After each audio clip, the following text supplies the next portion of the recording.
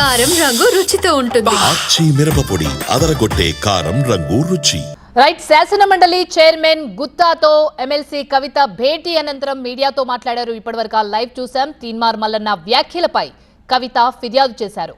తన వ్యక్తిత్వాన్ని కించపరిచేలా మాట్లాడారని ఆ ఫిర్యాదులో పేర్కొన్నారు. ఎథిక్స్ కమిటీకి రిఫర్ చేయాలని గుత్తాను కోరారు కవిత.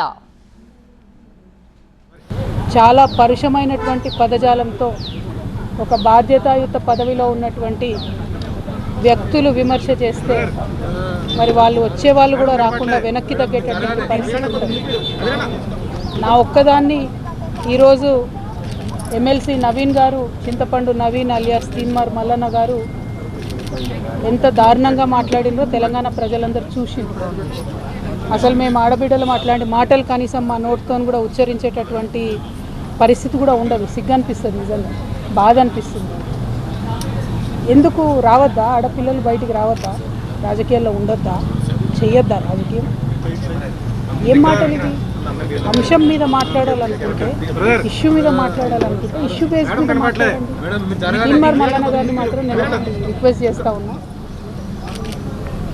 మీరు బీసీ బిడ్డ కాబట్టి ఏది పడుతుంది మాట్లాడుతుందంటే, మాట్లాడితే చెల్లిపోతుందంటే కరెక్ట్ కాదు. గుర్తుపెట్టుకోండి మల్లన్న గారు, తెలంగాణ ప్రజలు ఎక్కువ కాలం పరుష పదజాలాన్ని సహించరు. మీరు ఎటు పడితే అటు మాట్లాడితే చూసుకుంటే ఎవరు ఊరుకోరు.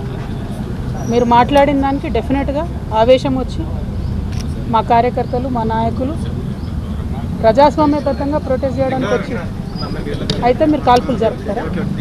సామాన్య ప్రజల మీద కాల్పులు జరిపే క్రూరత్వం ఏంది? ఇది ఏం వైఖరి? ఇది ఏం వైపరీత్యం? ఇది ఎందుకోసం చేస్తున్నారు ఇట్లా? మీరు